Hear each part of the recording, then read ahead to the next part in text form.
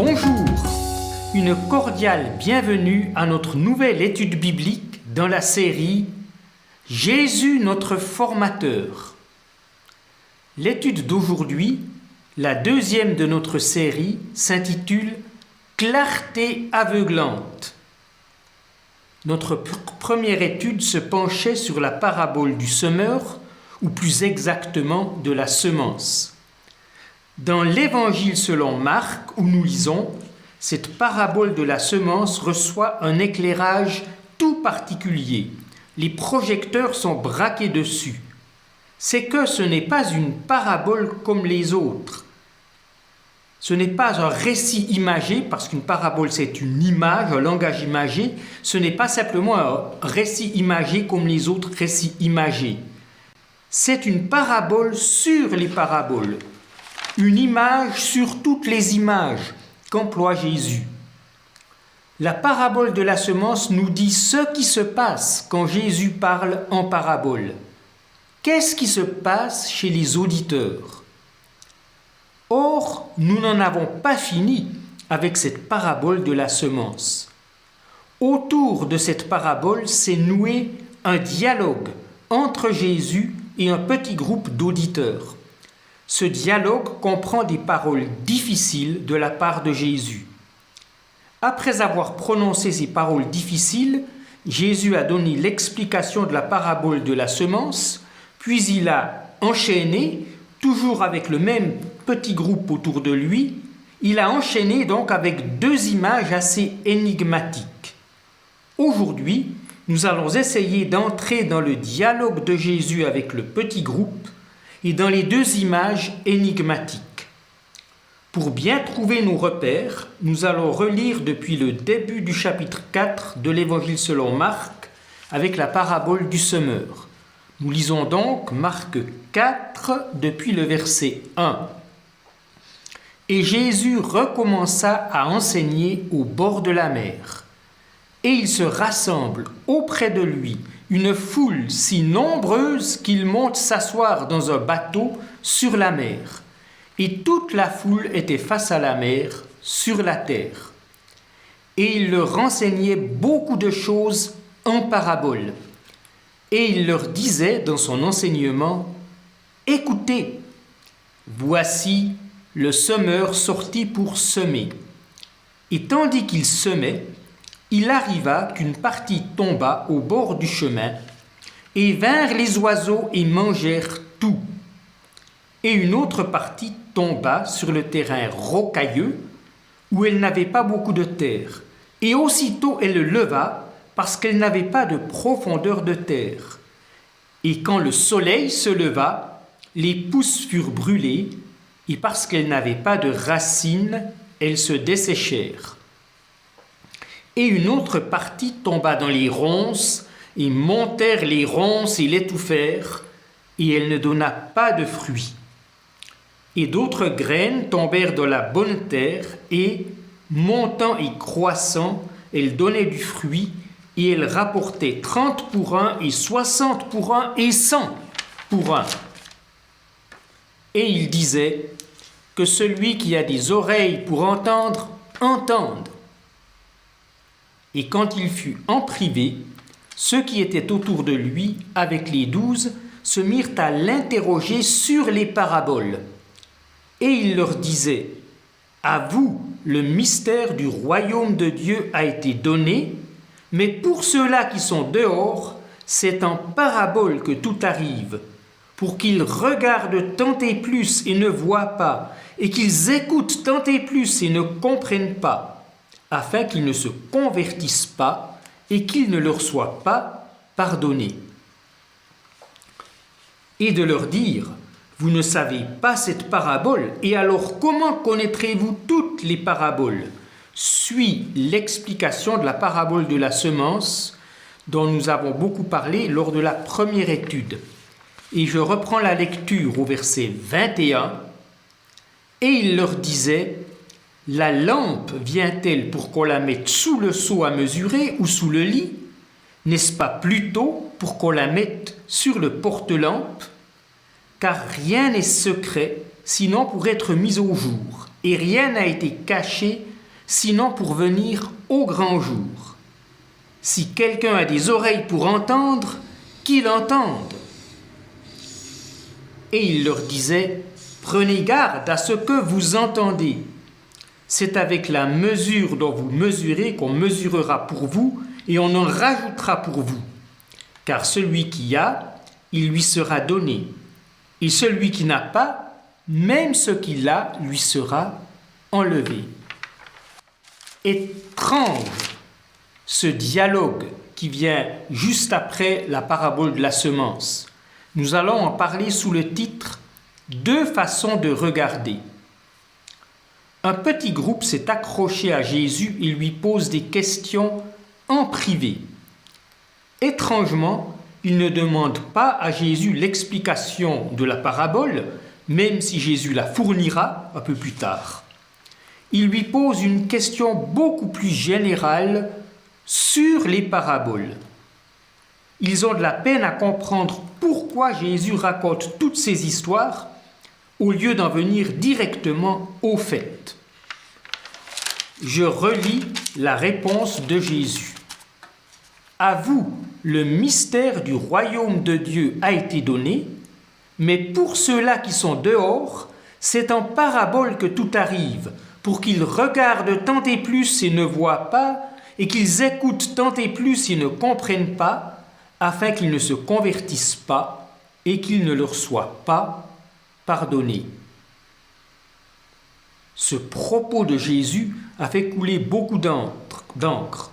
Comment se fait-il que Jésus privilégie un groupe d'élus, ceux à qui le mystère du royaume de Dieu a été donné? Et pourquoi dit-il que les paraboles sont faites pour qu'on ne comprenne pas? Jésus cherche-t-il délibérément à être obscur dans sa communication? Enfin, question encore plus dure, y en a-t-il qui sont prédestinés à ne pas comprendre, à ne pas se convertir et à ne pas être pardonnés? Prenons les questions l'une après l'autre. Tout d'abord, est-ce que Jésus privilégie un petit groupe d'élus? C'est ce qu'on a souvent voulu voir en lisant que dans le groupe, il y avait les 12, ceux parmi ses disciples qui ont reçu une formation poussée et qui sont aussi appelés les apôtres. Mais essayons de bien lire toute la phrase. Et quand il fut en privé, ceux qui étaient autour de lui avec les 12 se mirent à l'interroger. Ceux qui étaient autour de lui avec les 12. N'importe qui dans la foule pouvait être autour de Jésus. Il n'y avait pas que les 12. N'importe qui pouvait être autour de Jésus s'il le voulait. Il fallait vouloir et peut-être oser s'approcher de Jésus, mais ce n'était fermé à personne. Du coup, les autres, ceux du dehors, ou plus exactement ceux-là qui sont dehors, eh bien, ils sont dehors parce qu'ils sont restés dehors, pas parce qu'ils ont été exclus. Le groupe des motivés tient donc le bon bout, leur dit Jésus. À vous, le mystère du royaume de Dieu a été donné. Mais n'ont-ils vraiment aucun problème pour comprendre? Nous verrons que non. Deuxième question. Jésus parle-t-il délibérément de façon obscure? C'est l'impression qui est donnée par les paroles de Jésus. Il parle en parabole pour que les auditeurs ne voient pas ce qu'ils doivent voir, n'entendent pas ce qu'ils doivent comprendre, n'entendent pas ce qu'ils doivent entendre et ne comprennent pas. Et on se dit, mais ce n'est pas si compliqué que ça, l'histoire de la semence et des 4 terrains. Bon, Jésus a donné l'explication et c'est pour ça que ça nous paraît facile, mais tout de même. En fait, Jésus ne parle pas d'obscurité. Il dit tout simplement, mais pour ceux-là qui sont dehors, c'est en parabole que tout arrive. Avec le résultat qu'ils entendent des voix de travers. Mais si la parabole était mal comprise, était tout simplement mal comprise parce qu'elle était trop claire. Comme on dit dans le langage courant, ça crève les yeux. Je vais illustrer ça par une anecdote. On raconte qu'à la frontière franco-suisse, là où le Doubs marque la frontière, il y avait autrefois, on le sait, beaucoup de contrebande. L'histoire se déroulait probablement à Goumois, là où il y a un pont sur le Doubs. Un monsieur habitant du côté suisse franchissait chaque jour le pont dans les deux sens avec son vélo. Quand il revenait en Suisse, à chaque fois, le douanier suisse inspectait la sacoche qui était sous le guidon. Il n'y trouvait jamais rien qui ne soit pas en règle. Mais il se méfiait bien de quelque chose, sinon pourquoi ce type faisait-il tous ces allers-retours de part et d'autre de la frontière ? Le jour vint où le fonctionnaire suisse des douanes prit une retraite bien méritée. Il voyait encore l'homme au vélo au bistrot du village. Un jour, il s'assied à la même table et lui dit « Écoute, maintenant je suis retraité et je n'ai plus rien à voir avec les douanes. Tu peux donc me parler en confiance. Il y a juste une question qui me turlupine. Qu'est-ce que tu passais en contrebande ?» Et l'autre répond tranquillement « Eh ben, des vélos. » C'est le coup classique des illusionnistes. Faire en sorte que le regard de l'autre se focalise sur un détail, ici la sacoche, et il ne voit plus ce qui paraîtrait presque caché, mais qui ne l'est pas. Le nouveau vélo, différent du précédent, aurait dû crever les yeux du douanier, mais au lieu de cela, c'est la sacoche qui lui crevait les yeux. C'est la même chose avec Jésus. Ceux qui se contentaient d'écouter les histoires qu'il racontait ne voyaient pas l'essentiel, et pourtant l'essentiel n'était pas délibérément caché. La parabole est ainsi faite qu'il faut voir autre chose que ce qui arrête le regard. Jésus ne donne pas un cours d'agriculture. Ce n'est pas forcément obscur ou compliqué, mais ça exige un effort. Ça exige de déplacer son regard. La même chose d'ailleurs pour le ministère de Jésus, pour toute sa vie, comme nous le verrons plus loin. Reste la troisième question. Y en a-t-il qui sont prédestinés à ne pas comprendre et à ne pas se convertir ? Je relis cette parole difficile. Pour qu'ils regardent tant et plus et ne voient pas, et qu'ils écoutent tant et plus et ne comprennent pas, afin qu'ils ne se convertissent pas et qu'il ne leur soit pas pardonné. Ce qui est cité ici, c'est un passage d'Ésaïe au chapitre 6, c'est les versets 9 et 10. Comme Jésus plus tard, le prophète Ésaïe était envoyé pour communiquer un message qui ne serait pas reçu, qui ne passerait pas. Pour Jésus, on l'a vu, c'est parce que les auditeurs se focalisaient sur ce qui n'était pas essentiel et ne voyaient pas ce qui était pourtant visible. Mais cette incapacité à voir et à comprendre, cette incapacité à être transformée par le message, était-elle définitive ? Pas dans le cas d'Ésaïe, parce qu'à la fin du chapitre 6 d'Ésaïe, on lit « Mais comme le térébinthe et le chêne conservent leur souche quand ils sont abattus, sa souche donnera une descendance sainte. » Et pas non plus dans le cas de Jésus. Des personnes qui aujourd'hui étaient restées dehors sans poser de questions à Jésus pouvaient plus tard s'approcher de Jésus pour aller plus loin. Et ils n'avaient pas forcément besoin d'attendre la retraite comme le douanier. Rien n'était figé. Et de même en sens inverse. Après avoir dit au petit groupe qu'à eux a été donné le mystère du royaume de Dieu, Jésus s'étonne qu'ils ne comprennent pas la parabole de la semence. Vous ne savez pas cette parabole, et alors comment connaîtrez-vous toutes les paraboles ? Les deux paroles imagées qui suivent l'explication de la parabole confirment que les auditeurs de Jésus se situent constamment à la croisée des chemins. Voir la lumière et en tirer profit, user d'une jauge suffisamment généreuse pour recevoir ce que Jésus veut donner, ou avoir une jauge insuffisante, ou ne pas savoir tirer profit de la lumière. Et c'est notre deuxième point, en recevoir et en rajouter. Les paroles imagées qui suivent l'explication de la parabole de la semence sont adressées au même petit groupe de ceux qui étaient autour de Jésus avec les 12. Jésus continue de les enseigner par deux images qu'on pourrait aussi appeler des paraboles, car une parabole ce n'est pas forcément toute une histoire, ça peut aussi être une image assez brève. La première de ces images, avec son application, la lampe vient-elle pour qu'on la mette sous le seau à mesurer ou sous le lit? N'est-ce pas plutôt pour qu'on la mette sur le porte-lampe? Car rien n'est secret sinon pour être mis au jour, et rien n'a été caché sinon pour venir au grand jour. Une lampe est faite pour éclairer. Jésus et sa parole sont comme une lampe. Il ne cherche pas à cacher des choses.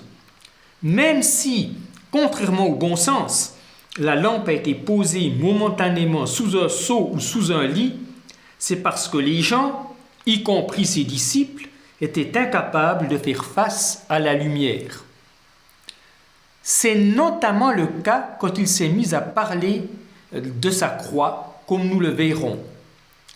Jésus, la lumière, est là. Reste à voir la réalité correctement grâce à cette lumière. Et ça, c'est le vrai défi. Suivant comme elle est placée, la lumière éclairera la sacoche, mais pas le vélo. Avec Jésus, c'est en entendant qu'on voit. On voit en entendant, parce que Jésus a parlé. Il répète donc cet appel qu'il avait déjà lancé après la parabole de la semence. Si quelqu'un a des oreilles pour entendre, qu'il entende. L'image suivante a justement à voir avec ce que nous entendons, comme Jésus le dit. Prenez garde à ce que vous entendez. C'est avec la mesure dont vous mesurez qu'on mesurera pour vous et on en rajoutera pour vous. Car celui qui a, il lui sera donné. Et celui qui n'a pas, même ce qu'il a, lui sera enlevé. Pour entendre, il ne suffit pas d'avoir des oreilles et un appareil auditif. Il faut de la disponibilité. Il faut pouvoir accueillir les paroles et en faire quelque chose. Jésus indique cela par la parabole de la mesure ou de la jauge. Or, cette jauge n'est pas fixe. Elle peut diminuer, se rétrécir. C'est la situation malheureuse des auditeurs restés dehors et qui n'ont pas posé d'autres questions, qui ne sont pas allés plus loin que leur impression immédiate. La jauge peut aussi s'étendre, augmenter. Il faut imaginer un récipient avec une certaine élasticité. Et quand on écoute Jésus et qu'on cherche à aller plus loin, on se retrouve petit à petit à même d'en recevoir toujours plus. La parole « on donnera à celui qui a » peut paraître injuste, mais elle parle de ce qui est vivant. Dans la vie, soit on s'ouvre, soit on se ferme. Quand on se ferme, on se ratatine, on se rabougrit et on a de plus en plus de peine à recevoir la moindre des choses. Quand on s'ouvre, une dynamique positive s'enclenche et petit à petit, il peut s'en rajouter des leçons de vie bienfaisantes et utiles. Et il s'en rajoute jusqu'à la croix. C'est notre troisième point. Rien n'est figé, nous l'avons dit. Les disciples étaient de ceux qui sont restés près de Jésus et à qui Jésus a dit « À vous, le mystère du royaume de Dieu a été donné. » Pourtant, dans la suite de l'Évangile, on les voit qui ne comprennent pas, ne pigent pas, restent fermés à la révélation de Jésus, jusqu'à cet épisode où ils ont oublié de prendre des pains. Ils se focalisent sur leur oubli. Jésus leur dit alors, Marc 8, verset 18, « Avez-vous des yeux et ne voyez-vous pas? Avez-vous des oreilles et n'entendez-vous pas ?» En citant un autre prophète, en fait c'est tiré de Jérémie, mais qui dit presque exactement la même chose, ça correspond à ce que Jésus avait dit à ceux qui étaient restés dehors au moment de la parabole de la semence. Ils se sont focalisés, les disciples se sont focalisés sur le pain. Cela vient après 2 multiplications des pains par Jésus. Ils se sont focalisés sur le pain comme le douanier s'est focalisé sur la sacoche. Un peu plus loin, il semble que tout change. Jésus leur parle sans parabole, sans aucune image. Pour la première fois, il leur annonce clairement qu'il souffrira, mourra, crucifié et ressuscitera. L'évangéliste ajoute la précision « Et il leur disait cette parole ouvertement » chapitre 8, verset 32. Ce mot « ouvertement » s'oppose au langage imagé, au langage en parabole. Jésus leur a parlé en clair de ses souffrances, de sa mort et de sa résurrection. Et que se passe-t-il? Que se passe-t-il? Eh bien, ça ne passe pas mieux avec la clarté aveuglante de cette annonce de la Passion qu'avec le clair-obscur des paraboles. Pierre ne peut pas l'avaler et il réprimande Jésus. Juste dans la suite. C'est comme si le douanier avait enfin saisi l'histoire du vélo, mais qu'il ne voulait pas l'entendre parce que c'était trop dur. Pas qu'il soit bicyclophobe, mais c'est un coup à son amour-propre. Rien n'est figé, là non plus. Les disciples sont devenus les témoins de la mort et de la résurrection de Jésus. Ces temps-ci, nous approchons du moment où nous nous souviendrons des souffrances et de la mort de Jésus. Soyons disponibles et ouverts, que notre jauge s'étende pour recevoir comme à neuf ces récits de force dans la faiblesse, de souffrance victorieuse, et que notre vie soit de plus en plus marquée par l'humilité et la confiance en Jésus notre Seigneur, par sa force dans notre faiblesse. Amen.